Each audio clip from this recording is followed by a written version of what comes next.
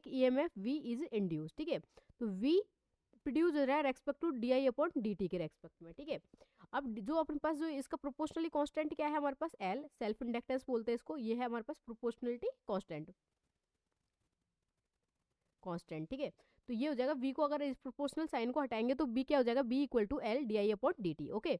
अब यहाँ पे अपन ने एक फॉर्मूला देखा जो जैसे कि हमारे पास इंडक्टर होता है, ठीक है। जैसे कि हमारे पास कोई इंडक्टर है और इंडक्टर में करंट जा रही है, तो ये क्या नंबर ऑफ द टर्न्स है और इसके अंदर फ्लक्स कितना प्रोड्यूस हो रहा है, फाई।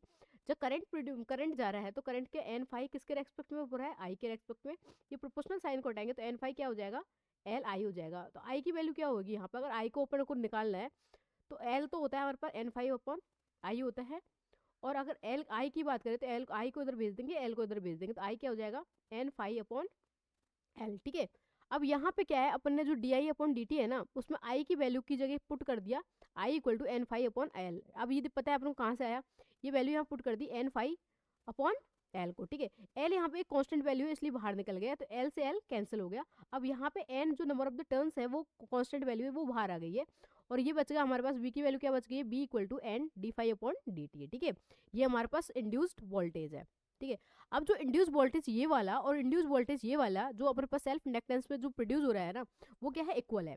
इसकी वजह से इसको क्या इक्वल कर देंगे, B equal to L D I upon D T I के रेस्पेक्ट में, और N equal to N D phi upon D T, ठीक है, टाइम के रेस्पेक्ट में। अगर इन दोनों को इक्वल कर रहे हैं तो यहाँ पे टी क्या हो जाएगा, कैंसिल हो जाएगा क्योंकि दोनों इक्वल है, और एल की वैल्यू क्या हो जाएगी, एन डी फाइव तो ऊपर था ही, और डी आई क्या चल जाएगा, नीचे चल जाएगा।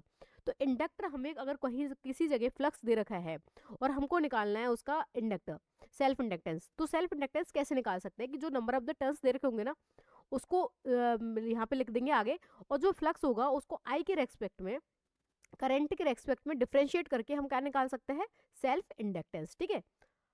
ये हमारा एक फॉर्मूला है सेल्फ इंडक्टेंस निकालने का। अब नेक्स्ट हम देख रहे हैं, जैसे कि ये अपने दो फॉर्मूला है जिनको यहाँ पे देखा कि सेल्फ इंडक्टेंस के, ये है सेल्फ इंडक्टेंस वाले, ठीक है। जैसे कि हमारे पास इंडक्टर है इसमें अंदर करंट आई जा रहा है ये करंट पे, और यहाँ पे ये नंबर ऑफ द ये क्या है, टर्न्स है एन, और इसमें प्रोड्यूस करंट जब जाएगा उसकी वजह से प्रोड्यूस क्या होगा, आई फाइव प्रोड्यूस होगा, ठीक है। तो N phi directly proportional to I, current के रेस्पेक्ट में अगर ये बढ़ेगा तो ये भी मतलब फ्लक्स बढ़ेगा, अगर हमारा करंट हमको रिड्यूस करेंगे तो फ्लक्स भी क्या हो जाएगा, कम हो जाएगा, ठीक है। तो मतलब ये है कि ये डायरेक्टली प्रोपोर्शनल है। और एन फाइव ये प्रोपोर्शनल साइन को हटाएंगे तो क्या हो जाएगा, एल आ जाएगा, और ये हो जाएगा आई, ठीक है। एल क्या है हमारे पास, सेल्फ इंडक्टर, तो सेल्फ इंडक्टेंस इक्वल टू क्या, L equal to N five upon I, ये हमारे पास फॉर्मूला हो गया। जो इंडक्टर की यूनिट क्या होती है, यूनिट ऑफ इंडक्टेंस, वो होती है हेनरी, क्या होती है, हेनरी, ठीक है। अब सेम चीज ये तो हमारे पास एक वायर दिया उसको इंडक्टर के फॉर्म में नंबर ऑफ टर्न्स में कन्वर्ट किया, तब हमारे पास फॉर्मूला आएगा ये वाला। अगर हमारे पास कोई एक पाइप लिया, मतलब एक कोर ली, ठीक है, और कोर के ऊपर नंबर ऑफ द टर्न्स को ऐसे घुमा के बनाया है, उस वाले केस में हम कैसे उस किसी जो अपने ये वाला टर्न है ना यहाँ पे, अब इसका इंडक्टर निकालना हो जिसका एरिया भी है, क्रॉस सेक्शन भी है, लेंथ भी है, सब कुछ दे रखी है, उस टाइम पे हम कैसे किसी सर्किट का क्या निकालेंगे, सेल्फ इंडक्टेंस कैसे निकालेंगे, वो फॉर्मूला हम यहाँ पे देखेंगे, ठीक है। जैसे कि हमारे पास एक कोर थी ये वाली, तो कोर का ये वाला क्या है, क्रॉस सेक्शन एरिया, ये है ए, ठीक है। ये कोर की कुछ लेंथ है वो है एल लेंथ, ये नंबर ऑफ द टर्न्स है वो है एन, ठीक है। ये सब चीज़ें दे रखी है। तो क्या होता है कि इसका फॉर्मूला होता है कि इंडक्टर होता है ना, वो डायरेक्टली प्रोपोर्शनल होता है स्क्वायर के किसके, नंबर ऑफ द टर्न्स के, ठीक है। जो हमारे पास इंडक्टर है वो जो क्रॉस सेक्शनल एरिया है उसके डायरेक्टली प्रोपोर्शनल होता है। इंडक्टर इनवर्सली प्रोपोर्शनल होता है किसके, लेंथ ऑफ द जो भी कोर ये कंडक्टर जो भी होगा उसके लेंथ के इनवर्सली प्रोपोर्शनल होगा, ठीक है।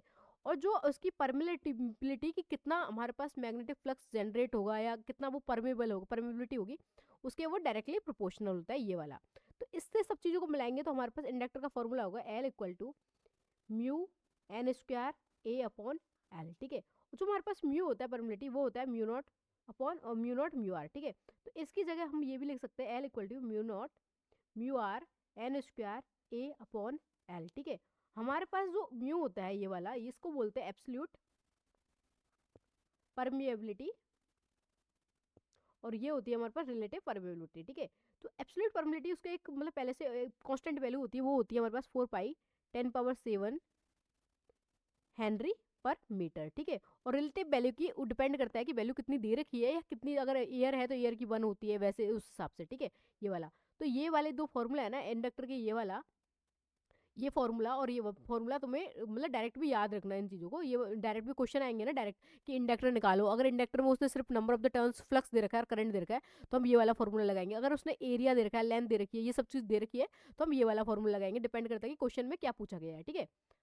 तो हमारे पास सेल्फ इंडक्टेंस के फॉर्मूलाज है L equal to N D phi upon D phi upon D I equal to N phi upon I equal to mu N square A upon L, ठीक है। ये इसके फॉर्मूला है सेल्फ इंडक्टेंस के।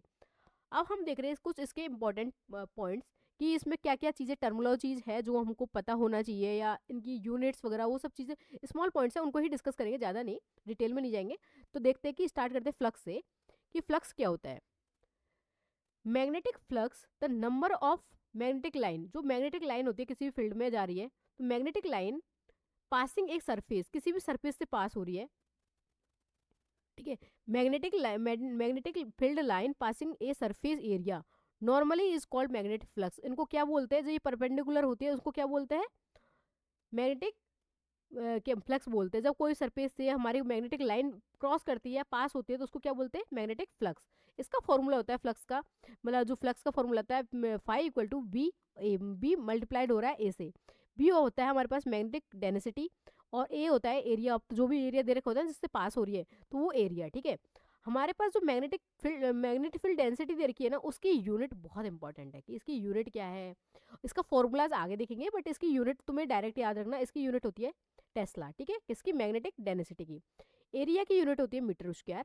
और जो हमारे पास फ्लक्स जिसकी हम बात कर रहे हैं इसको डिनोट करते हैं फाई से, एंड इसकी यूनिट होती है वेबर, ठीक है। ये वेरी वेरी इंपॉर्टेंट, ओके। अब नेक्स्ट देख रहे हैं हम, अगर हमारे पास दूसरा, अगर ये वाली यूनिट वेबर नहीं दे रखी, उसने दे रखा है टेस्ला मीटर स्क्वायर, ये भी दे रखा है, तो हमारी ये भी किसकी यूनिट है, फ्लक्स की यूनिट है, ठीक है, ओके।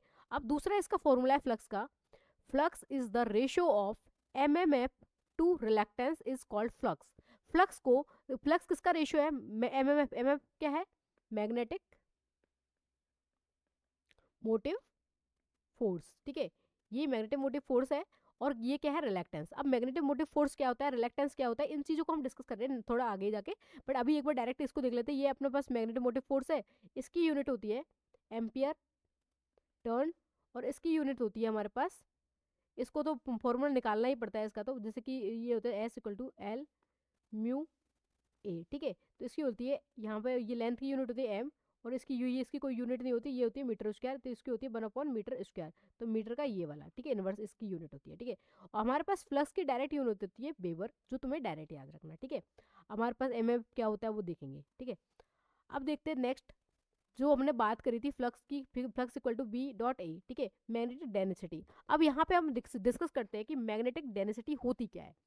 जैसे कि हमने इलेक्ट्रिक सर्किट जब पढ़ा था तो हमने देखा कि एक तो होता है हमारे पास क्या बोलते हैं, अभी हम इसके अंदर देख रहे हैं हम कि जो मैग्नेटिक सर्किट है ये वाला, इलेक्ट्रिक सर्किट के अंदर करंट डेंसिटी क्या होती है, कि जो हमारा ये पाइप है, ठीक है, तो पाइप में कितनी करंट जा रही है किस इस एरिया के रेस्पेक्ट में, तो J current density equal to current I flow respect to cross sectional area. ये हमारे पास क्या है, करंट डेंसिटी, कि इतने क्रॉस सेक्शनल एरिया में कितना करंट पास हो रहा है, कितना करंट फ्लो हो रहा है, ये क्या है हमारे पास, करंट डेंसिटी। सेम चीज यहाँ है मैग्नेटिक डेंसिटी में, कि मैग्नेटिक डेंसिटी जो भी हमारे पास क्रॉस सेक्शन जो भी दे रखा है उसमें कितना फ्लक्स पास हो रहा है, किसके रेस्पेक्ट में, एरिया के रेस्पेक्ट में, सेम वही चीज है।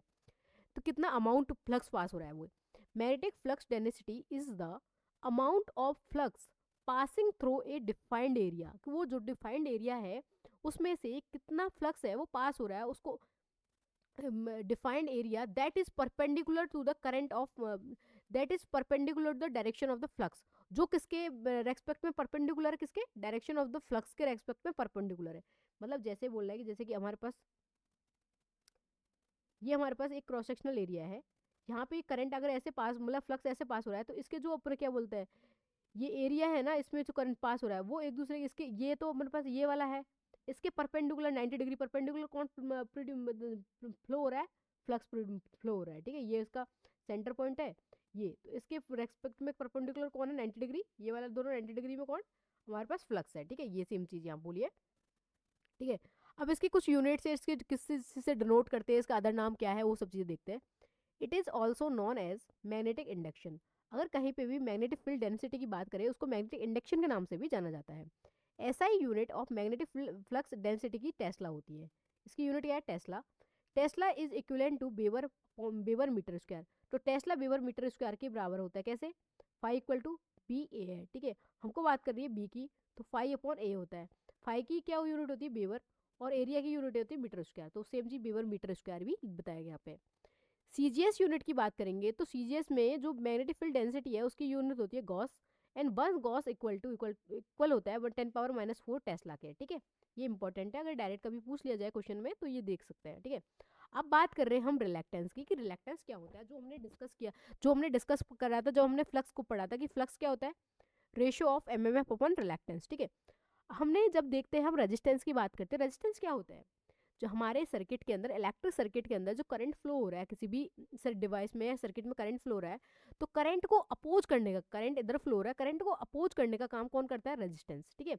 Opposition of the current is called resistance. Same चीज, opposition of the passage of magnetic flux is called the reluctance. जो मैग्नेटिक फील्ड, मैग्नेटिक सर्किट के अंदर मैग्नेटिक जो फ्लक्स पास हो रहा है किसी भी सर्किट में, किसी चीज में, सरफेस में, तो उसको अपोज करने का काम कौन करता है? रिलेक्टेंस करता है, ठीक है। ये चीज, the oppose the passage of the magnetic flux lines को इज कॉल्ड रिलेक्टेंस। रिलेक्टेंस के एनालॉगस कौन है? रेजिस्टेंस की। इसके अपोजिट मतलब सेम कौन है? कि ये चीज, कि ये इधर यहाँ पे अगर मैग्नेटिक सर्किट में रिलेक्टेंस है तो इलेक्ट्रिक सर्किट में क्या होगा? रेजिस्टेंस। सेम चीज, सेम प्रॉपर्टी फॉलो कर रही है दोनों, ठीक है। हमारे पास रिलेक्टेंस है, इसको आर से या एस से डिनोट करते हैं, इससे डिनोट कर रहे हैं इसको, ठीक है। ये क्या होता है? जैसे कि फ्लक्स क्या हो रहा था? एमएमएफ अपॉन रिलेक्टेंस था। अब यहाँ पर रिलेक्टेंस निकाला तो ये इधर आ जाएगा, फ्लक्स इधर चला जाएगा, ठीक है। तो एमएमएफ अपॉन फ्लक्स हो गया, ठीक है, ये वाला चीज। तो अब इसकी यूनिट, इसका जो क्या बोलते हैं फॉर्मूला है, जो तुम्हें डायरेक्ट भी याद होना चाहिए, एस इक्वल टू, मतलब reluctance equal to L upon A mu naught mu R, ठीक है। म्यू नॉट म्यू आर की जगह इसको म्यू भी लिख सकते हैं, ठीक है, अगर जो भी वैल्यू दे रखी हो उसमें। एल अपॉन ए, जो भी क्रॉस सेक्शन एरिया दे रखा होगा किसी भी डिवाइस का, वो दे रखा, गिवन होगा। अगर क्वेश्चन पूछा रिलेक्टेंस का तो ये गिवन होगा, ये वाली चीज है, ठीक है। तो ये एल अपॉन ए म्यू, ठीक है, ये किसका फॉर्मूला है? रिलेक्टेंस का फॉर्मूला है। अब इसकी कुछ यूनिट है, कुछ चीजें वो भी यहाँ पे देख लेते हैं। और क्या है? एल क्या है? लेंथ, ए है क्रॉस सेक्शनल, म्यू है परमेबिलिटी, और एस है रिलेक्टेंस। अगर हम जैसे कि हमने देखा कि रेजिस्टेंस को प्रोपोर्शनल कर रहे हैं तो क्या मिल रहा था हमको यहाँ पे? कंडक्टेंस, ठीक है। और ये 1/R एकदम अपोजिट प्रॉपर्टी बताती है कि R क्या होता है? Opposition of the current. जबकि इसका 1/R करेंगे, इन्वर्स करेंगे इसको, तो ये हो जाता है कंडक्टेंस। कंडक्टेंस क्या होता है? कि कितना करंट हमारी डिवाइस में, किसी सर्किट में कितना फ्लो हो रहा है, वो कौन प्रॉपर्टी बता रहा है? कंडक्टेंस। सेम चीज हमारे पास रिलेक्टेंस बताता है कि कितना मैग्नेटिक लाइन या मैग्नेटिक फ्लक्स कितना अपोज हो रहा है, जबकि परमेलेंस बताता है कि कितना फ्लक्स लाइंस पासेस हो रही है किसी सर्किट में, किसी सरफेस के अंदर, ठीक है। तो सेम यही इसके अपोजिट है। जैसे कंडक्टेंस यहाँ होता है, यहाँ पे परमेलेंस होती है, यहाँ रेजिस्टेंस होता है, यहाँ पे रिलेक्टेंस होती है, ठीक है। Now clear. अब हम नेक्स्ट बात करते हैं परमेबिलिटी, कौन सी है? म्यू के बारे में। The ratio of magnetic induction, मतलब B to magnetic intensity, mu होता है बी अपॉन एच के रेशियो को क्या बोलते हैं? परमेबिलिटी। और इसको और भी लिख सकते हैं, म्यू एच भी लिख सकते हैं, मतलब इसको अगर मल्टीप्लाई कर दिया तो बी, ये मैग्नेटिक डेंसिटी की बात है। तो ratio of magnetic induction V to magnetic intensity H is defined as magnetic permeability बताते हैं इसको, ठीक है। अब इसमें और क्या क्या प्रॉपर्टीज है वो यहाँ पे देख रहे हैं। दिस इज म्यू क्या बता रहा है? This is degree of magnetization produce by material in response to applied magnetic field.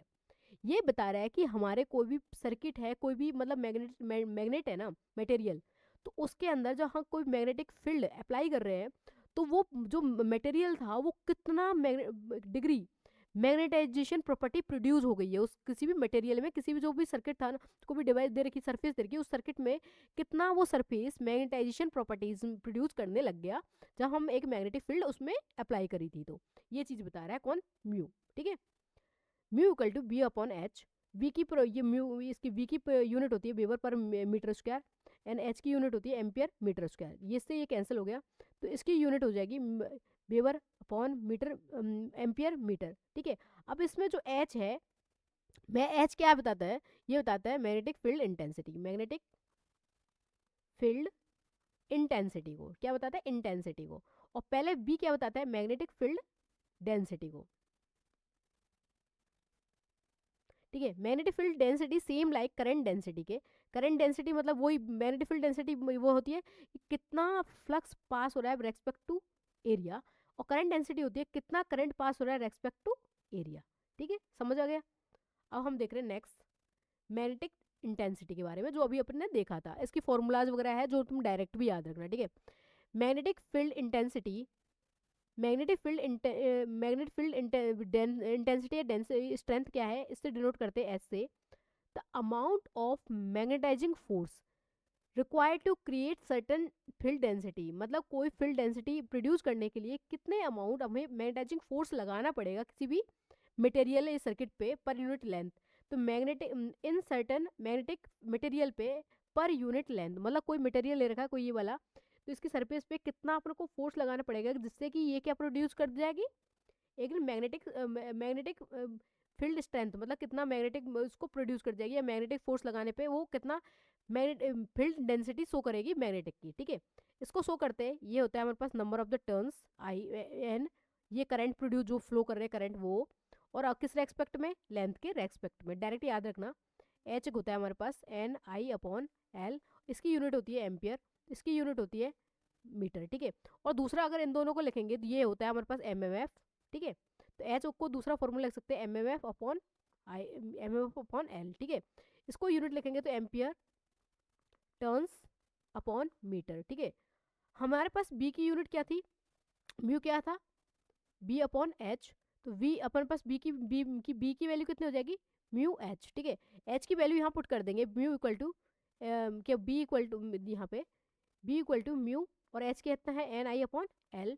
तो अगर यहाँ पे हमारे पास कोई फॉर्मूला, इसके पास अगर नंबर ऑफ द टर्न्स दे रखे हैं, एम्पियर दे रखा है, लेंथ दे रखा है, और ये दे रखी है, सब चीज़ें देख रखी है, और हमारे पास हमसे पूछे मैग्नेट फील्ड डेंसिटी, तो हम डायरेक्ट यहाँ से भी निकाल सकते हैं, ठीक है। तो छोटे छोटे फॉर्मूलाज है ना, उनको नोट डाउन करते जाना, ठीक है। अब हम देख रहे हैं एमएमएफ मैग्नेटिक मोटिव फोर्स की, मैग्नेटिक मोटिव फोर्स होता क्या है और ये मतलब इसका फॉर्मूला क्या है, ठीक है। वो चीज़ है कि जैसे कि हमारे पास यहाँ पे अपने पास एक वोल्टेज लगाया, ठीक है, ये वाला, इसकी वजह यहाँ से एक करंट जा रही है, आई सप्लाई हो रही है, और एक जो हमारे पास एक कोर था ना, तो कोर के अंदर ये यहाँ पे अपने क्या लिंक कर दी, यहाँ पर पास हमारे पास एक सर्किट ये लिंक कर दी है, इसमें करंट आई फ्लो होगा, इसकी वजह से फ्लक्स जनरेट होगा, ठीक है। फ्लक्स जब लिंक होगा उसकी वजह से क्या ईएमएफ प्रोड्यूस होगा। तो magnetic motive force EMF is measure of magnetic potential create by current flowing through a coil of wire. मतलब ये कि हम जब हमारे सर्किट में एक यहाँ से एक वोल्टेज लगा रहे हैं, उससे करंट जा रहा है, ये हमारे पास कॉइल है ना, कॉइल में जब करंट आई फ्लो होगा तो फ्लक्स जनरेट होगा, तो फ्लक्स जब जनरेट होगा उसकी वजह से एक इसके रेस्पेक्ट में कुछ वोल्टेज मैग्नेटिक पोटेंशियल है ना वो शो करेगा। तो मैग्नेटिक पोटेंशियल शो करना किसकी वजह से होता है, ये मैग्नेटिक मोटिव फोर्स की वजह से। और ये किसके सेम कैसे होता है, इलेक्ट्रोमोटिव फोर्स EMF, जैसे EMF में वोल्टेज होता है ना इलेक्ट्रिक सर्किट में, उसके रेस्पेक्ट में सेम होता है कौन, मैग्नेटिक मोटिव फोर्स, ठीक है। जैसे कि हमारे पास जैसे कोई करंट प्रोड्यूस करे इलेक्ट्रिक सर्किट में, तो जब करंट जा रहा है तो उसके रेस्पेक्ट में वोल्टेज प्रोड्यूस होगा। सेम चीज़ यहाँ पे भी क्या, वो EMF मतलब इलेक्ट्रिक में प्रोड्यूस हो रहा था, और MMF किस में हो जाएगा, मैग्नेटिक पोटेंशियल हो जाएगा। वो इलेक्ट्रिक पोटेंशियल था, यहाँ पे मैग्नेटिक पोटेंशियल प्रोड्यूस होगा जब अपने पास कोई करंट फ्लो होगा किसी भी कॉइल में, ठीक है। तो वो कितना है, MMF इक्वल टू NI, ठीक है, ये होगा। It is analogous electromotive force, electromotive force के क्या है, सेम है, ठीक है। ये इलेक्ट्रिक सर्किट के एक्सपेक्ट करेंगे। अब हम यहाँ पे कुछ ड्यूअलिटी चीज़ देखेंगे कि जिसमें कि एनालॉगस चीज़ देखेंगे, ठीक है। एनालॉगस में क्या है, magnetic circuit analogous to electric circuit, कुछ चीज़ें जो मैग्नेटिक में की प्रॉपर्टी और इलेक्ट्रिक की प्रॉपर्टी क्या सेम रूल फॉलो कर रही है। अब कौन कौन सी कर रही है कि मैग्नेटिक सर्किट और ये इलेक्ट्रिक सर्किट है। जैसे कि हमारे पास मैग्नेटिक सर्किट है तो उसमें क्या फ्लो होता है, फ्लक्स फ्लो होता है या प्रोड्यूस होता है। और जब हम इलेक्ट्रिक सर्किट की बात करें तो वहाँ पे क्या फ्लो होता है, करंट फ्लो होता है, ठीक है। जैसे फ्लक्स है, फ्लक्स का फॉर्मूला होता है MMF अपॉन रिलेक्टेंस, और करंट की बात हो रही है तो करंट होता है B अपॉन R, मतलब वोल्टेज अपॉन ये रेजिस्टेंस, और यहाँ में भी जो भी इसका मैग्नेटिक पोटेंशियल क्या है MMF अपॉन रिलेक्टेंस, मतलब वही अपोजिशन ऑफ द फ्लक्स की बात कर रहे हैं, यहाँ पे रेजिस्टेंस होता है अपोजिशन ऑफ द करंट, ठीक है। जैसे कि MMF अपने पास क्या बोलते हैं मैग्नेटिक पोटेंशियल है MMF इक्वल टू NI होता है एम्पियर टर्न, EMF होता है वोल्ट, ठीक है, ये हो गया। अब यहाँ पे रेजिस्टेंस जैसे अपोजिशन होता है, रेजिस्टेंस होता है R equal to mu L upon A, ठीक है। सेम ऐसे ही रिलक्टेंस की बात करें, रिलक्टेंस होता है L upon A mu naught mu R, ठीक है। इनकी जो फॉर्मूलाज है ना उनको याद रखना। फ्लक्स डेंसिटी क्या होती है कि कितना फ्लक्स फ्लो हो रहा है किसके रेस्पेक्ट में, एरिया के रेस्पेक्ट में, वो होता है फ्लक्स डेंसिटी। करंट डेंसिटी होता है कितना करंट फ्लो हो रहा है किसके रेस्पेक्ट में, एरिया के रेस्पेक्ट में, ampere metre square, weber metre square, ठीक है। अब यहाँ पे बात कर रहे हैं यहाँ पर मैग्नेटिक डेंसिटी की, मैग्नेटिक इंटेंसिटी की। मैग्नेटिक इंटेंसिटी होती है हमारे पास H=N अपॉन एल, मतलब mm अपॉन एल, और ये होता है B अपॉन डी, ठीक है, सेम प्रॉपर्टी। जैसे कि हमारे पास जब परमलेंस क्या होता है 1 अपॉन, जो अभी हमारे पास रिलक्टेंस है उसको प्रोपोर्शन में इन्वर्सली प्रोपोर्शन कर देंगे तो हमारे पास क्या आ जाएगा, परमलेंस। रेजिस्टेंस को 1 अपॉन इन्वर्सली प्रोपोर्शन कर देंगे तो क्या हो जाएगा, कंडक्टेंस, ठीक है। जैसे कि हमारे मैग्नेटिक की बात करें तो कितना मैग्नेटिक फ्लक्स जो प्रोड्यूस हो रहा है, मैग्नेटाइजेशन प्रॉपर्टी बताती है, तो वो बताती है मैग्नेटाइजेशन कितनी प्रॉपर्टी है, वो होती है परमेबिलिटी। और कितना करे वो कितना हमारा सर्किट कंडक्टिव है, कितना वो करंट फ्लो कर रहा है, वो कौन बताता है, कंडक्टिविटी, ठीक है। हमने कुछ एनालॉगस चीज़ें थी इनमें मैग्नेटिक और इलेक्ट्रिक सर्किट में, वो यहाँ डिस्कस किया है, electric circuit and magnetic circuit की। जैसे कि ये फ्लक्स होता है तो यहाँ करंट है, ये एमएमएफ पे तो यहाँ ईएमएफ है, ये रिलेक्टेंस है तो यहाँ रेजिस्टेंस है, यहाँ फ्लक्स डेंसिटी है तो यहाँ करंट डेंसिटी है, या मैग्नेटिक इंटेंसिटी है तो यहाँ इलेक्ट्रिक इंटेंसिटी होगी, परमानेंस होगा तो कंडक्टेंस, परमेबिलिटी एंड कंडक्टिविटी, ठीक है। अब नेक्स्ट हम देख रहे हैं म्यूचुअल इंडक्टेंस, ठीक है। अब म्यूचुअल इंडक्टेंस क्या होता है, इसकी प्रॉपर्टीज क्या होती है, ये प्रोड्यूस कैसे होता है, इसके कुछ फॉर्मूलाज क्या होंगे, वो सब चीज़ें यहाँ पे देखेंगे। जैसे कि हमने पास कॉइल ली है, ये वाली, दोनों को एक दूसरे के पैरेलल में रख दिया। अब इसमें क्या है कि जैसे कि ये वाली जो फर्स्ट कॉइल है उसमें करंट आई जा रहा है, फ्लो कर रहे हैं, तो इसकी जब ये करंट आई में फ्लो, इसके नंबर ऑफ द टर्न्स आई है, मतलब एन है, N1, और इसमें जो करंट आई फ्लो हो रहा है तो इसमें सेल्फ में कुछ फ्लक्स प्रोड्यूस हो रहा है, वो सेल्फ फ्लक्स होता है 511, ठीक है। सेम चीज I2 जब फ्लो हो रहा है इसके अंदर, तो इसके नंबर ऑफ द टर्न्स तो N2 ऑलरेडी दे रखे हैं, गिवन है, और इसके अंदर जो सेल्फ में कुछ फ्लक्स प्रोड्यूस हो रहा है वो होता है 522, ठीक है।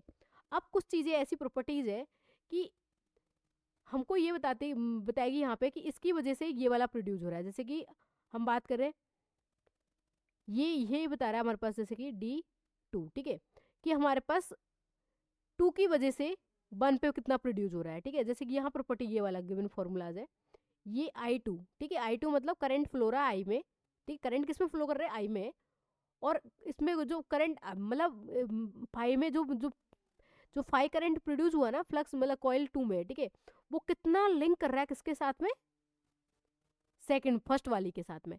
तो जो पीछे दे रखा होता है ना, वो होता है हमारे पास कितना फ्लक्स है ना, वो लिंक कर रहा है रेस्पेक्ट टू अदर कॉइल, ठीक है। अगर ये दे रखा है 512, तो मतलब ये बताना चाह रहा है कि जो इसमें अपन कॉइल 1 में क्या बोले फ्लक्स प्रोड्यूस हुआ, और वो कितना लिंक कर रहा है किसके रेस्पेक्ट में, किस में, कॉइल 2 में, ठीक है, वो चीज़ें बता रही है यहाँ पे। ये 5 टू आई बता रहा है कि फ्लक्स प्रोड्यूस हुआ किसमें, I2 की वजह से ये कॉइल 2 में, और वो लिंक कितना लिंक कर रहा है इसके रेस्पेक्ट में, यहाँ से ये वाला कितना लिंक कर रहा है किसमें, कॉइल 1 में, ठीक है। ये बता रहा है कि जो फ्लक्स है ना वो प्रोड्यूस हुआ किसमें, किसके रेस्पेक्ट प्रोड्यूस हुआ, I1 के रेस्पेक्ट में, और वो कितना लिंक कर रहा है किसमें, कॉइल 2 में, ठीक है, ये चीज़ें। अब यहाँ पे बता रहा है इंड्यूस वोल्टेज ऑफ कॉइल 2, कि वोल्टेज कॉइल 2 में कितना वोल्टेज इंड्यूस हुआ है, ठीक है। ये होता है BL2 इक्वल टू N2, क्या है, number of the turns, and D512 upon DT। ये D512 क्या है कि जब इसमें कि कितना कॉइल में 2 में प्रोड्यूस हुआ, जब करंट किसमें फ्लो हो रहा है, I1 में। जब करंट I1 में फ्लो हो रहा है उसकी रेस्पेक्ट में, मतलब करंट इसमें फ्लो हो रहा है, इसमें कोई करंट फ्लो नहीं हो रहा, इस वाले में करंट कोई फ्लो नहीं हो रहा, इसमें हो रहा है, तो इसमें कुछ लिंक इसमें भी जाएगा ना कपलिंग की वजह से, ठीक है। जब इसमें करंट आई जा रहा है तो इसकी वजह से यहाँ पे कुछ फ्लक्स है ना वो इससे लिंक करेगा, इस वाले से कॉइल 2 से जब लिंक करेगा तो इसमें कुछ फ्लक्स प्रोड्यूस होगा 512, और वो टाइम के रेस्पेक्ट में डिफरेंशिएट हुआ, जिसकी वजह से क्या वो इसकी वजह से यहाँ पे वोल्टेज जनरेट हुआ है, ठीक है। सेम चीज़ यहाँ पे कोई सप्लाई नहीं दे देंगे, और इस वाले में सप्लाई दे रहे हैं I2 की सप्लाई की वजह से हमारे पास कुछ फ्लक्स है ना, कुछ वोल्टेज, इस फ्लक्स इसमें लिंक होगा, इसमें जो वो फ्लक्स लिंक होगा उसकी वजह से इसके अक्रॉस क्या होगा, वोल्टेज जनरेट होगा। अब पहले जो हम बात कर रहे हैं ना कॉइल 2 में, तो करंट I1 में जा रहा है, करंट किस में जा रहा है, I1 में, करंट I1 की वजह से कुछ फ्लक्स है वो लिंक हो रहा है, फ्लक्स I1 की वजह से क्या क्या लिंक होगा, फ्लक्स 1 की वजह से 2 में लिंक होना, ये 1 2 बोलेंगे, ठीक है। तो VL2 क्या होता है, इसकी जो लिंक फ्लक्स है ना हमारे पास, उसकी वजह से क्या बोल रहा है, वोल्टेज इंड्यूस हो रहा है कॉइल 2 में, तो VL2 बोलेंगे इसको। और इसमें नंबर ऑफ द टर्न्स कितने हैं, N2 d/dt, और कितने किसकी वजह से, आई मतलब फ्लक्स किसमें है, I1, और किसमें लिंक हो रहा है, 2 में, ठीक है, ये हो गया। तो BL2 directly proportional to, BL2 किसके डायरेक्टली प्रोपोर्शनल होगा, di1/dt के। अगर हमारे पास I1 में करंट बढ़ेगा तो हमारे पास जो वोल्टेज है ना सेकंड वाले में वो बढ़ेगा, क्यों बढ़ेगा, ये फ्लक्स बढ़ेगा, फ्लक्स बढ़ेगा तो ये भी बढ़ेगा। और ये किस में होता है, म्यूचुअल वो हो रहा है, किसकी वजह से, एक तो होता है सेल्फ फ्लक्स और ये होता है म्यूचुअल फ्लक्स, ये म्यूचुअल फ्लक्स की वजह से हो रहा है, ठीक है। तो इसको किससे डिनोट करेंगे, एम से, क्योंकि ये म्यूचुअल क्या बोलते हैं, म्यूचुअल इंडक्टेंस या म्यूचुअल फ्लक्स जो भी होगा ना उसकी वजह से हो रहा है। तो VL2 क्या हो जाएगा, एम di1/dt, ठीक है। अब हमारे पास जो वोल्टेज हो रहा है BL2, वो क्या है, N2 d∅1 2/dt है। यहाँ पे सेम इसको म्यूचुअल में बोलेंगे तो इसको बोलेंगे BL2 = M di1/dt, मतलब वन की वजह से ही तो हो रहा है 2 में वोल्टेज प्रोड्यूस, ठीक है। तो दोनों की वैल्यू इक्वल है तो M di1/dt, इसको दूसरे वाला जो पहले प्रोड्यूस हुआ ना ये वाला, इसके इक्वल कर देंगे। तो N2 = N2 di1, वन के रेस्पेक्ट में किसके म्यूचुअल फ्लक्स हो रहा है सेकंड में, ठीक है, अपॉन dt। यहाँ से dt कैंसिल हो गया। अब हमको तो लिखना है only mutual inductance. Mutual inductance की बात करें तो ये M है, और इसमें जो वैल्यू आई है इसको क्या भेज देंगे, नीचे भेज देंगे। तो ये हमारे पास दे रखी यहाँ पे ये N2 है, ठीक है, सॉरी ये N2 है। तो M = N2 di1/d1/2/d∅1, ठीक है, ये हो जाएगा। ये क्वेश्चन हो जाएगा किसका, जब हम आई में सप्लाई प्रोड्यूस कर सप्लाई अप्लाइड कर रहे हैं और 2 में प्रोड्यूस हो रहा है, तो क्या हो जाएगा, म्यूचुअल M = N2, क्योंकि 2 में प्रोड्यूस हो रहा है, N2 d∅, वन में जो फ्लक्स हुआ वो लिंक हो रहा है 2 में, और di∅1/2/di1 अप्लाइड होने की वजह से, ठीक है। अगर हम अप्लाइड करें सेकंड में तो फर्स्ट में प्रोड्यूस होगा तो ये हो जाएगा 1, म्यूचुअल हो जाएगा N1, और d∅2 मतलब 2 की वजह से हो रहा है वन में flux link, upon di2, I2 current produce, I2 current applied करने की वजह से, किसमें, I2 करंट अप्लाइड करने की वजह से। अब म्यूचुअल इंडक्टेंस, जैसे हमारे पास सेल्फ इंडक्टेंस के कुछ फॉर्मूलाज थे ना वहाँ पे, तो ऐसे ही यहाँ पे कुछ फॉर्मूलाज हो गए जो जनरेट हो रहे हैं किसमें, म्यूचुअल की वजह से।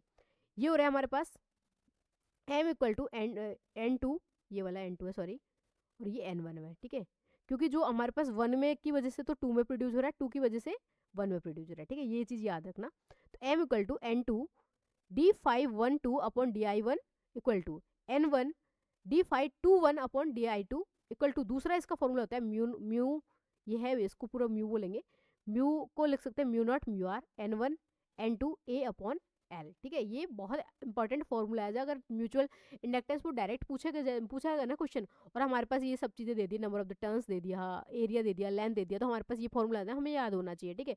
अगर उसने नंबर ऑफ द टर्न्स दे दी और ये फ्लक्स जो लिंक फ्लक्स है ना इसका कुछ फॉर्मूला दे दिया, और हमें फिर पूछा है कि ये दिया 1 2 से समझ आ जाना चाहिए कि 1 की वजह से सेकंड में प्रोड्यूस हो रहा है, ठीक है। तो 1 के जो करंट है उसके रेस्पेक्ट में इसको डिफरेंशिएट कर देंगे और हम क्या निकल जाएगा, म्यूचुअल इंडक्टेंस, ठीक है, ये वाला। अब हमारे पास म्यूचुअल इंडक्टेंस की बात हो गई है, सेल्फ इंडक्टेंस की बात हो गई, और कुछ छोटी मोटी चीज़ थी जैसे कितना रिलेक्टेंस क्या होता है, मैग्नेटिक कपलिंग मतलब वो MMF क्या होता है, वो सब चीज़ हमने डिस्कस कर लिया, ठीक है। अब हम डिस्कस करेंगे जो इस बारे पार्ट का, मैग्नेटिक कपलिंग का वेरी वेरी इंपॉर्टेंट पार्ट है, वो है हमारे पास कोफिशिएंट ऑफ कपलिंग, कि कपलिंग की क्या कोफिशिएंट होती है और कोफिशिएंट का फॉर्मूला कैसे प्रोड्यूस होता है, वो चीज़ें हमें रटना भी नहीं है, इस चीज़ को हम प्रूव करके देखेंगे, ठीक है। अब हम देखते हैं, it is defined as fraction of total flux that link the coil, ठीक है, कॉइल से कितना टोटल फ्लक्स वो लिंक कर रहा है, ठीक है। जैसे कि अगर ये वाला अपने पास ये है कॉइल 1, ये है कॉइल 2, ठीक है। तो ये कॉइल 1 है, ठीक है, ये वाला कॉइल 1 है, तो कॉइल 1 की वजह से कितना लिंक कर रहा है कॉइल 2 में, ठीक है, ये हो रहा है, ये टोटल करंट है। टोटल करंट हमारे पास कितना, कॉइल 1 का टोटल करंट, कॉइल 2 का टोटल करंट, ठीक है। अब इसमें कितना फ्रैक्शन लिंक कर रहा है कि कॉइल 1 की रेस्पेक्ट कितना फ्रैक्शन लिंक कर रहा है, 1 की वजह से 1 2, ठीक है, 2 की वजह से 2 1, ठीक है। ये चीज़ पता है अपन को कि ये कहाँ किसकी वजह से होता है, कि करंट जो I1 में जाएगा तो I1 की करंट की वजह से कुछ फ्लक्स इसमें लिंक हो रहा है, इसमें जो सेल्फ लिंक हो रहा है वो तो φ1 है, और कुछ लिंक हो रहा है इसमें लिंक हो रहा है, जो इसमें लिंक हो रहा है 1 की वजह से उसको लिखेंगे φ, किसकी वजह से हो रहा है, 1 की वजह से 1, और किस में लिंक हो रहा है 2 में, तो 2, ठीक है। अब इसमें जब इसमें कोई मतलब क्या बोलते हैं सप्लाई अप्लाइड नहीं कर रहे, इसमें दे रहे हैं I2, तो इसमें एक कुछ फ्लक्स प्रोड्यूस हुआ वो है phi2, ठीक है, और कुछ फ्लक्स इसमें जाएगा। इसमें जो फ्लक्स गया सेकंड वाली में उसको बोलेंगे फाई, सप्लाई किसकी वजह से हो रहा है 2 में, और किस में लिंक हो रहा है 1 में, तो इसको phi21 बोलेंगे, ठीक है। तो ये चीज़ यहाँ लिख दी है, k equal to phi12 upon phi1 equal to phi21 upon phi2, ठीक है, ये याद हो गया। इसको अगर हम phi12 और phi2 को, इसका म्यूचुअल का फॉर्मूला होता है हमारे पास m equal to n2 d phi12 upon di1, मतलब ये कि जो जो करंट आई एक में पहले कॉइल में अप्लाइड कर रहे हैं, इसमें लिंक फ्लक्स इसका 2 का लिंक फ्लक्स और 2 की नंबर ऑफ द टर्न्स हो गए, ठीक है। सेम चीज़ अगर 2 में अप्लाइड कर रहे हैं तो 2 का लिंक फ्लक्स और 2 मतलब 1 का क्या आएगा यहाँ पे, 1 का नंबर ऑफ द टर्न्स आ जाएगा, ठीक है। ये वाले इसके फॉर्मूलाज हो गए। अब हमारे पास इसकी वैल्यूज है ना, तो इसमें हमको क्या बोलेगा, इसने हमको क्या दे रखा है इसमें 512, ठीक है। अब इनकी वैल्यू हम कैसे निकाल सकते हैं 512 और 521 की, अगर इनको हम इक्वल कर देंगे, जैसे कि k वैल्यू है, k को हम ये लिख सकते हैं ना k 512 अपॉन 51, ठीक है।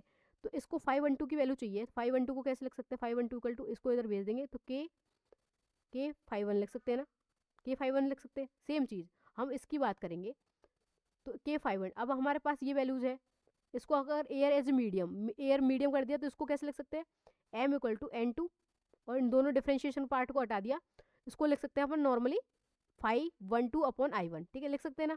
सेम चीज़ यहाँ पे number of the turns n1 है, और इसको लिख सकते हैं 521 अपॉन I2, लिख सकते हैं ना इन दोनों पार्ट को ऐसे।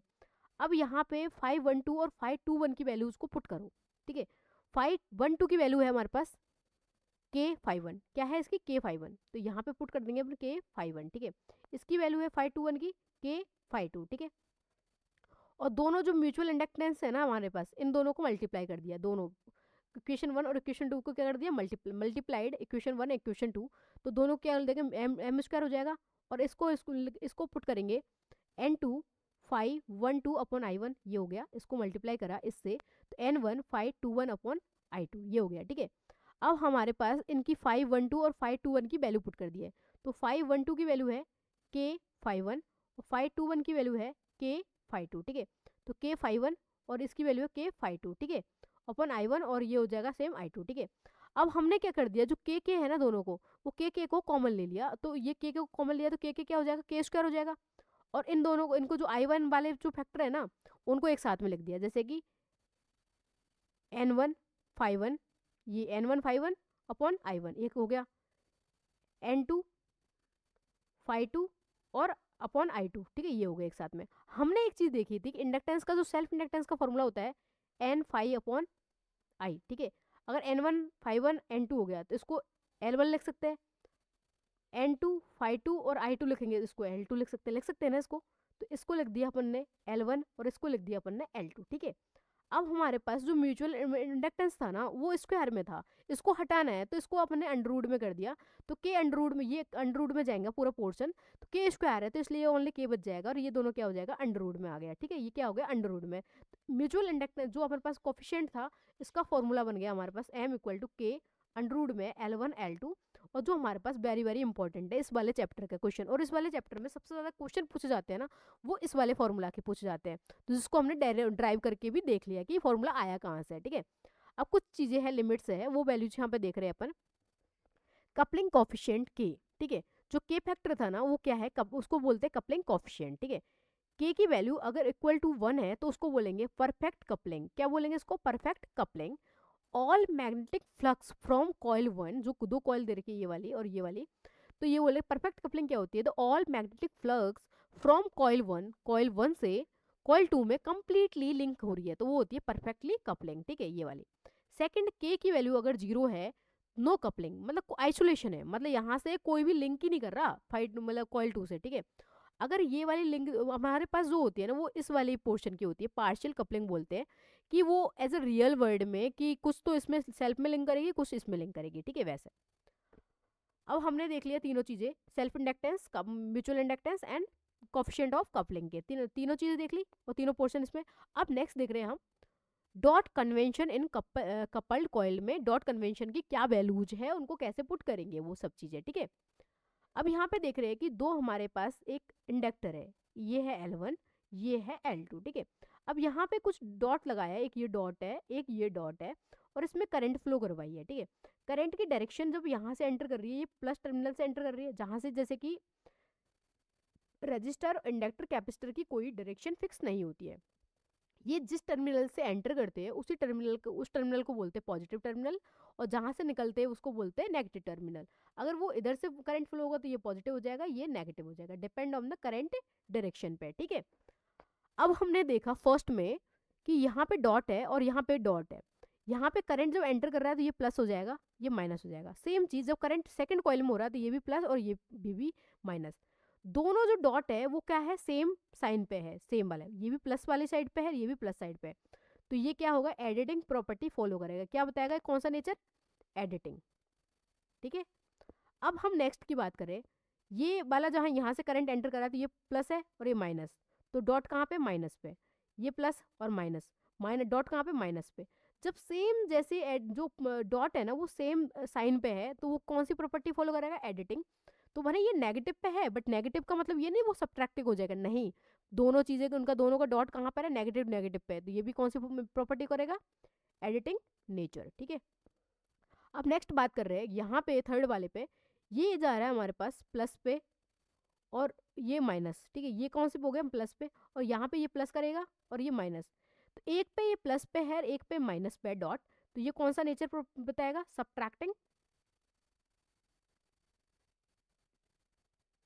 सब्ट्रैक्टिंग नेचर को बताएगा, ठीक है। अब हम नेक्स्ट बात कर रहे हैं यहाँ पे, ये प्लस पे एंटर कर रहा है और माइनस, तो डॉट माइनस पे है, यहाँ प्लस पे है डॉट, ठीक है। ये दोनों अलग अलग है तो ये भी कौन सा बताएगा, सब्ट्रैक्टिंग नेचर, ठीक है। ये चीज़ें यहाँ पे।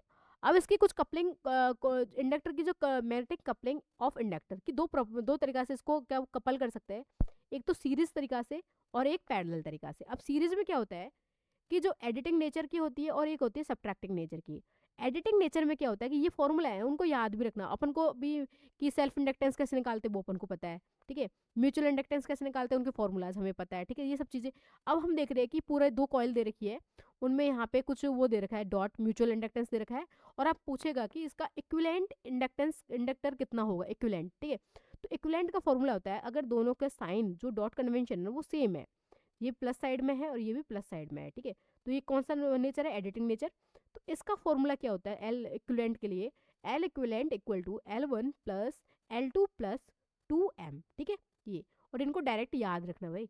अब नेक्स्ट देखते हैं हम यहाँ पे कि यहाँ से करंट एंटर कर रही है, ये लीव डॉट कन्वेंशन नेगेटिव पे है, डॉट कन्वेंशन नेगेटिव पे है, तो ये भी एडिटिव प्रॉपर्टी है, तो उसका भी सेम फॉर्मूला होगा, L1 प्लस L2 प्लस जो भी म्यूचुअल दे रखा होगा उसको 2M कर देंगे, ठीक है। अब नेक्स्ट कर रहे हैं हम सब्ट्रैक्टिंग नेचर की। यहाँ पे जो डॉट कन्वेंशन है वो पॉजिटिव साइड में है, यहाँ डॉट कन्वेंशन नेगेटिव साइड में है, तो ये कौन सी प्रॉपर्टी फॉलो कर रहा है, सब्ट्रैक्टिंग नेचर की। तो एल इक्विवेलेंट क्या होगा यहाँ पे, L equivalent equal to L1 plus L2 minus 2M, ठीक है, ये वाला। सेम चीज़ यहाँ पे एक प्लस, ये माइनस साइड में, ये प्लस साइड में, ये भी सब्ट्रैक्टिंग, तो L1 plus L2 minus 2M। ये वेरी वेरी इंपॉर्टेंट फॉर्मूलाज है दोनों के सीरीज कनेक्शन ऑफ इंडक्टर के सीरीज कनेक्शन पे करने पे, ठीक है। अब हम देख रहे हैं पैरेलल कनेक्शन ऑफ इंडक्टर कि इंडक्टर का पैरेलल कनेक्शन करने पे इसके क्या फॉर्मूलाज होंगे, ठीक है। एडिटिंग नेचर की बात करेंगे कि दोनों जो हमारे पास डॉट कन्वेंशन है वो प्लस साइड में है, इस साइड में, तो इसका फॉर्मूला होगा, या दोनों नेगेटिव साइड में है, ठीक है। तो इनका फॉर्मूला है प्लस साइड में है जब तो L1 L2 जो भी हमारे पास सेल्फ इंडक्टेंस देंगे उनको मल्टीप्लाई कर दिया, माइनस जो म्यूचुअल होगा उसका स्क्वायर कर दिया upon L1 plus L2 minus 2M। Very very important formula है, ये मत सोच लेना कि ये एडिटिंग नेचर है तो यहाँ पे जो L1 L2 है ना उसको प्लस कर दो, ठीक है, ये यहाँ पे माइनस होगा, ये इसका फॉर्मूला है, ओके। सब्ट्रैक्टिंग में क्या होता है, ये एक प्लस साइड में एंटर हो रही है, ये नेगेटिव में, ये प्लस है ये नेगेटिव, ठीक है। L1 L2 minus M square upon L1 plus L2 plus 2M, ठीक है, ये वेरी वेरी इंपॉर्टेंट, इनको याद रखना है, ओके। अब हम इस पे कुछ क्वेश्चन है, थ्योरी क्वेश्चन जो है हमारा मैग्नेटिक का वो कंप्लीट हो चुका है इस वाले में। अब इसके हम कुछ MCQ क्वेश्चंस हैं उनको यहाँ पे डिस्कस करेंगे।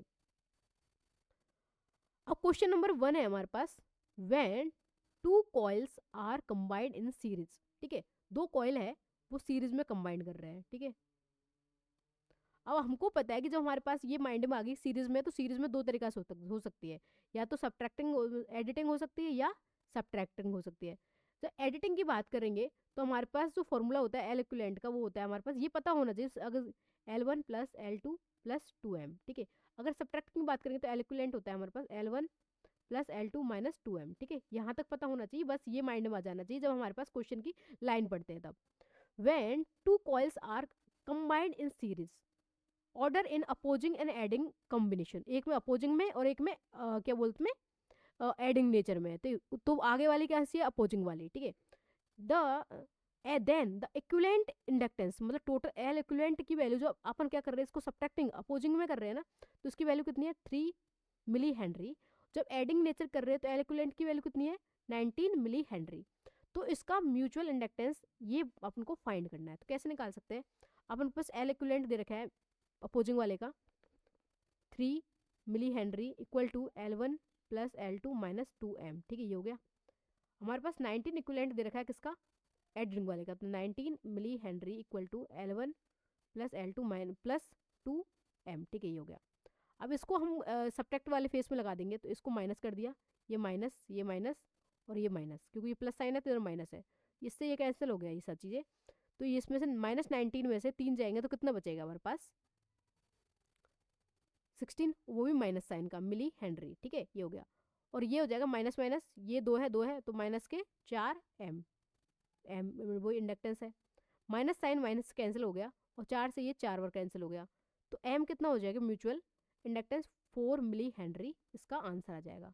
तो आंसर क्या होगा, ए ऑप्शन। ठीक है, अब हमें पता है कैसे आंसर आया, ये चीज़ें दोनों को और क्वेश्चन को सॉल्व कर लिया, हमारे पास आंसर आ गया। अब हम सेम चीज़ नेक्स्ट क्वेश्चन देखेंगे। एक कॉइल हैविंग रिलक्टेंस, रिलक्टेंस कितना दे रखा है किसी कॉइल का 2 10⁻⁶ एम्पियर टर्न पर वेबर, क्योंकि हमारे पास जो फॉर्मूला होता है रिलक्टेंस का वो क्या होता है हमारे पास mmf अपॉन फ्लक्स। ठीक है, mmf की यूनिट होती है एम्पियर टर्न और फ्लक्स की होती है वेबर। तो अब इससे समझ आ गया, when place in magnetic field experience A mmf, तो इसका mmf कितना दे रखा है, mmf दे रखा है इसका 250 एम्पियर टर्न, टोटल फ्लक्स पूछा है, तो मतलब इसने कि ये रिलक्टेंस दे रखा है, ये दे रखा है, और हमें पूछा क्या है फ्लक्स, तो फ्लक्स पूछा है तो हमारे पास ये रिलक्टेंस को इधर भेज देंगे, फ्लक्स को इधर भेज देंगे, वैल्यू पुट कर दो, तो फाई क्या हो जाएगा, phi equal to mmf upon reluctance. ठीक है, mmf की वैल्यू है 250 एम्पियर टर्न अपॉन रिलक्टेंस की है 2 इंटू 10⁻⁻ के नहीं प्लस के 6 एम्पियर टर्न, और ये हो जाएगा वेबर। ठीक है, ऊपर चल ये एम्पियर टर्न से एम्पियर टर्न हो गया, ऊपर वेबर बच गया, तो 250 अपॉन 2 10⁻6 वेबर। ठीक है, अब इसको सॉल्व करेंगे तो हमारे पास ये तो माइक्रो चल जाएगा, ऊपर चल जाएगा तो माइक्रो में सारी चीज़ें, उसको कट कर लो, इसको कट करेंगे तो हमारे पास हो जाएगा 125 माइक्रो वेबर। ठीक है, आंसर आ जाएगा हमारे पास ए। अब हमारे पास नेक्स्ट क्वेश्चन है,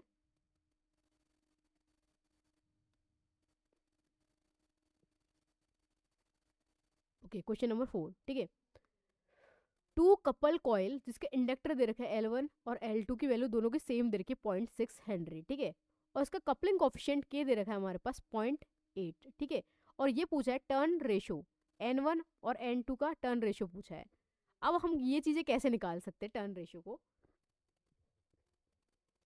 हमारे पास कुछ फॉर्मूला आ जाए एल के फॉर्मूला क्या होता है, L equal to mu N square A upon L, ये होता है हमारे पास फॉर्मूला L1 का। ठीक है, L2 का हमारे पास होता है वो सेम चीज़ म्यू, ये हमारे पास N1 टर्न हो जाएगा, ये N2 टर्न हो जाएगा, N square A upon L. ठीक है, अगर इसको हम पुट करेंगे, इस वाले फॉर्मूला को सॉल्व करेंगे, तो L1 अपॉन L2 ये सारी चीज़ें तो कट जाएगी क्योंकि वो तो कांस्टेंट वैल्यू है, तो ऊपर बच जाएगा N1 का स्क्वायर, नीचे बच जाएगा L2 का स्क्वायर। ठीक है, N1 N2 का रेशो चाहिए तो इसको अंडर रूट में, ये स्क्वायर इधर हट जाएगा तो ये अंडर रूट हो जाएगा, तो N1 अपॉन N2 क्या हो जाएगा अंडर रूट में L1 plus L1 upon L2, L1 N2 की वैल्यू को पुट करेंगे अंडर रूट में तो 0.6 और ये भी 0.6 है, तो ये दोनों कट गई तो अंडर रूट में 1, और अंडर रूट 1 का वैल्यू कितनी होती है 1 ही होती है, तो आंसर आ जाएगा सी, आंसर 1, ये आ जाएगा सी ऑप्शन। ठीक है, अब नेक्स्ट हमारे पास क्वेश्चन है रिलक्टेंस का, कि रिलक्टेंस का फॉर्मूला क्या होता है, इसकी यूनिट पूछी है ना, unit of reluctance mmf upon flux. ठीक है, mmf की यूनिट होती है ampere turn upon sorry ampere turn upon weber, ampere turn upon weber कौन सा है, ampere turn upon weber, option A ही है इसका, तो एम्पियर टर्न नहीं है, हेनरी नहीं है, और ये नहीं है। ठीक है, तो ऑप्शन ए आ जाएगा। मैग्नेटिक इन रिलक्टेंस या magnetic resistance is concept use in the analysis of magnetic circuit का, it is defined as ratio of magnetomotive force MMF to magnetic flux. It represent position of magnetic flux का position को represent करता है, ठीक है, ये इसकी unit हो गई है। Question number 6, when current of 2 ampere, current क्या है, I equal to 2 ampere is pass in the primary of the transformer में पास कर रहे हैं, तो magnetic flux through 1 turn of secondary, दूसरे में कितना फ्लक्स प्रोड्यूस हुआ है 1 की वजह से, 2 में 5 to 8 equal to 10 power minus की 5 वेबर हो गया, ठीक है। The number of turn in secondary, और N2 बताया इसने कि N2 की वैल्यू है 25, तो M की बात कर रहे हैं कि M कैसे निकालेंगे, इसमें पूरे I1 की बात कर रहा है, ये I1 दे रखा है, ठीक है।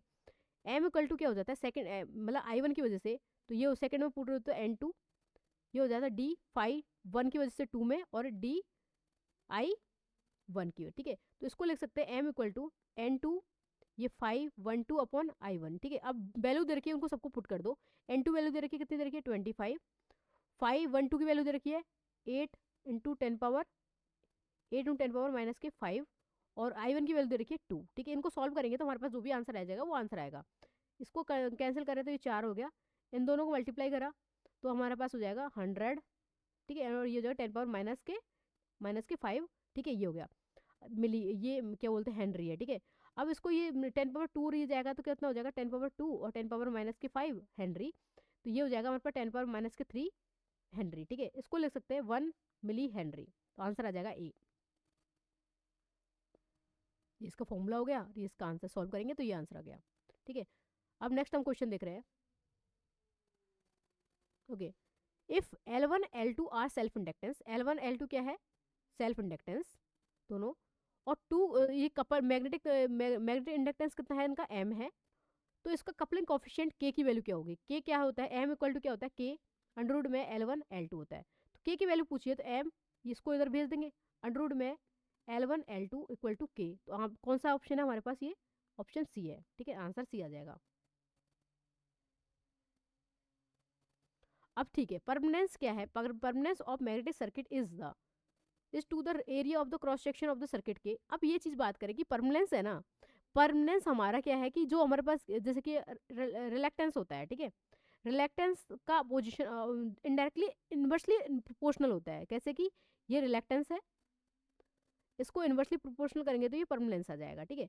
जैसे कि ये रेजिस्टेंस होता है, रेजिस्टेंस का इन्वर्सली प्रोपोर्शनल होता है कंडक्टेंस, तो ऑप्शन हमारे पास कौन सा जाएगा, डायरेक्टली प्रोपोर्शनल किसके है, ये permanence of the magnetic circuit is to area of the cross section. Area of cross section की कैसे होगा कि रिलेक्टेंस की वैल्यू इन्वर्सली प्रोपोर्शनल है, ये हमारे पास रिलेक्टेंस हो गया, रिलेक्टेंस के इन्वर्सली प्रोपोर्शनल है परमानेंस, ठीक है। और हमें पूछा परमानेंस की, तो परमानेंस को इधर भेज दो,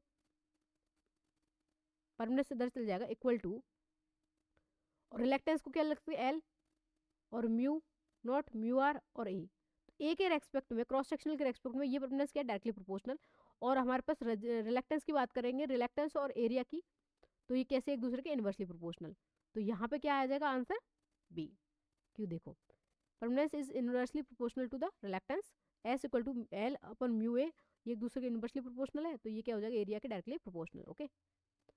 अब हम देख रहे हैं नेक्स्ट क्वेश्चन, पढ़ेंगे क्वेश्चन नंबर 8 को सॉल्व करेंगे। यहाँ पे कॉइल हैज़ 500 टर्न्स, कॉइल के टर्न्स कितने हैं 500, ठीक है, एंड एम्पियर कितना है I equal to 8 ampere, and इसका फ्लक्स दे रखा है 5 इक्वल टू 5 मिली वेबर, ठीक है। इसको सॉल्व करेंगे, इसका इंडक्टेंस निकालेंगे, क्या निकालना है इसका इंडक्टेंस, एल का फॉर्मूला होता है L equal to N5 upon I, सारी वैल्यू पुट करोगे 500 मल्टीप्लीकेशन करेंगे 5 10 पावर माइनस के 3 10 पावर माइनस के 3, ठीक है, और ये हो जाएगा I की वैल्यू 8 है, इसको सॉल्व करेंगे तो 0.3125 ये आंसर आ जाएगा। ये हमारे पास इंडक्टेंस का, इसमें कोई भी 3 के अप्रॉक्स में वैल्यू नहीं है, तो अप्रॉक्स में क्या लिखेंगे इसको 0.25, और इसका आंसर वैसे 0.3125 आना चाहिए, ठीक है, ये वाला, ये अप्रॉक्सीमेट में 0.25 को बोला गया है, ठीक है।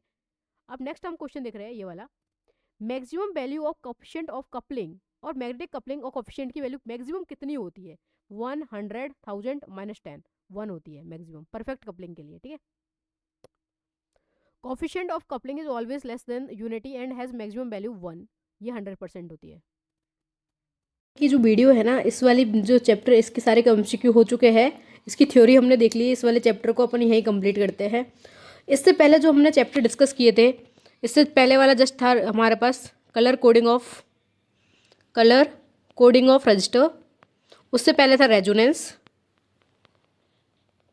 उससे पहले था फंडामेंटल ऑफ एसी सर्किट, उससे पहले नेटवर्क की थ्योरम्स, और उससे पहले करा था हमने नेटवर्क की बेसिक कॉन्सेप्ट ऑफ नेटवर्क। ठीक है, अगर आपने ये लेक्चर यह मैग्नेटिक कपलिंग देखने से पहले एक बार आप उन लेक्चर को भी देख लेना। वैसे ये दोनों सेपरेट है, मैग्नेटिक कपलिंग एंड वो, उनमें कोई लिंक नहीं है, बट ये है कि आपको अगर बेसिक कॉन्सेप्ट अगर हैंड रिटन नोट्स अच्छे लगे तो आप एक बार ज़रूर उन वीडियोज़ को जाके देखना एंड लाइक शेयर ज़रूर करना। Thank you.